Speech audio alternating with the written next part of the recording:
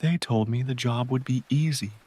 Hell, for $15 an hour under the table, I'd have said yes, even if it involved shoveling actual shit.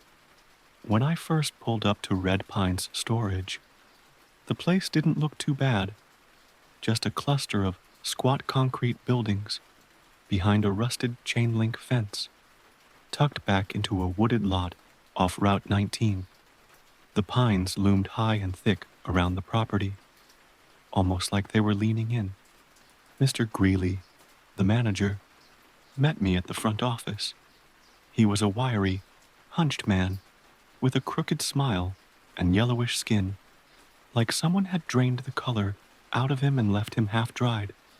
His handshake was cold and dry, too, like shaking a bundle of twigs. "Rules are simple," he rasped, sliding a laminated sheet across the counter. "Follow 'em, and you'll have yourself an easy time." I glanced over the list. Do not, under any circumstances, open Unit 137.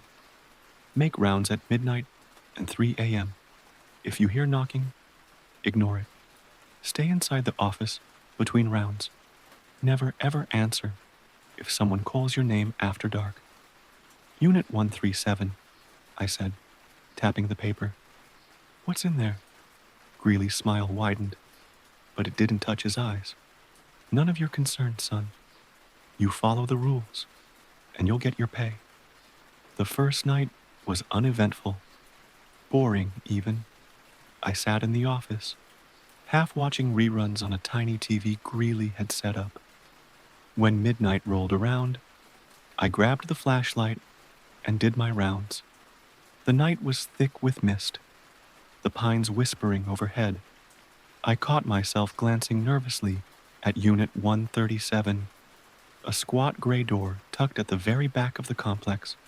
Nothing happened. I chalked up the creepy vibe to nerves and went back inside.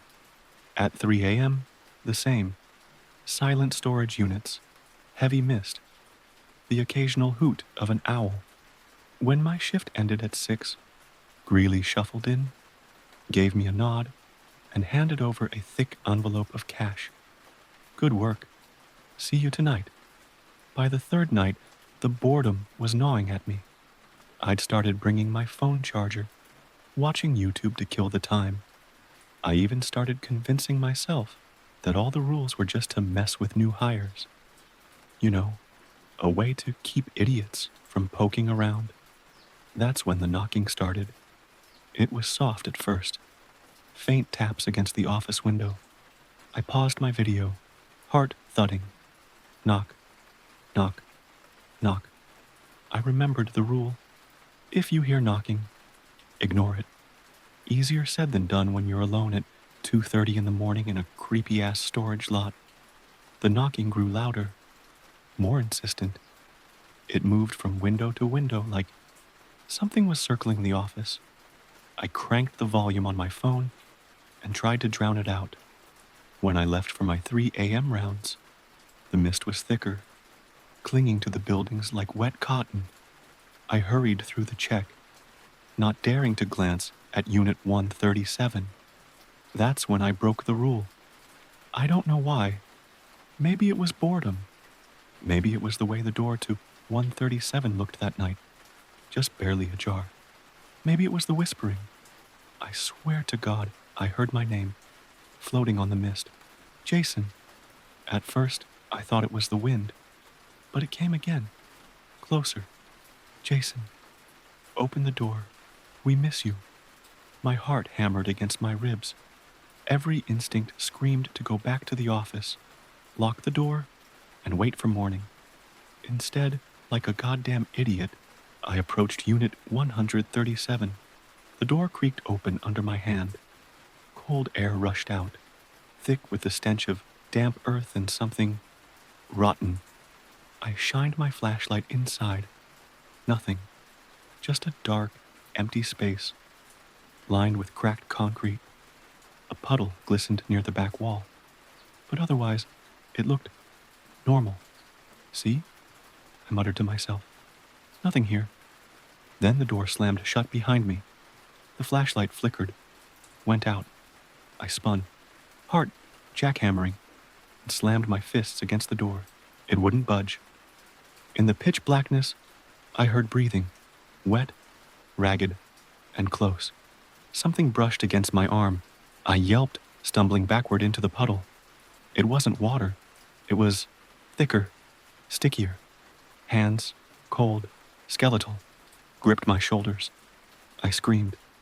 When I came to, I was lying just outside Unit 137. The door sealed tight, as if it had never been opened. My clothes were soaked, my skin ice cold. A sharp, coppery taste filled my mouth.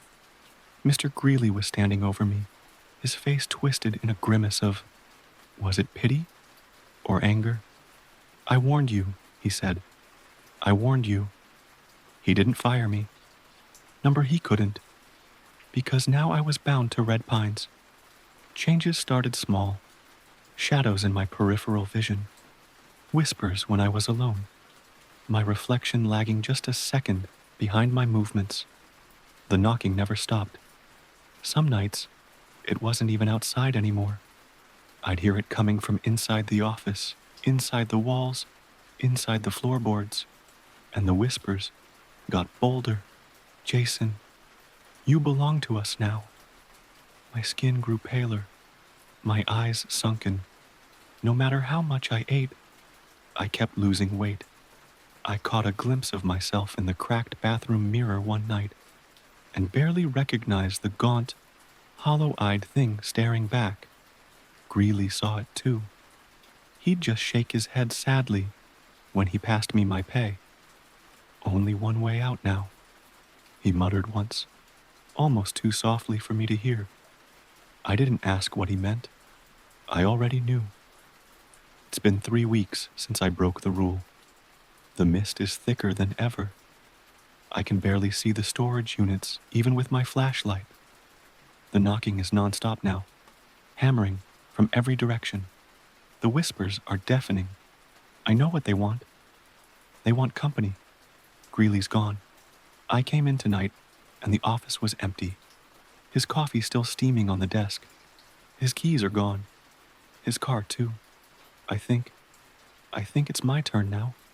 I feel it in my bones, the slow sinking cold of it, like I'm being hollowed out, carved up to make room for something else. They're calling me again. Jason, open the door. Maybe if I open Unit 137 one more time, it'll end. Maybe I'll finally understand. Maybe I'll be free. I'm writing this as a warning. If you ever find yourself at Red Pine Storage, and you see the laminated list of rules, follow them, no matter what. Especially rule number 1, do not open Unit 137, or you'll end up like me. Or worse, they're knocking again. I think it's time to answer.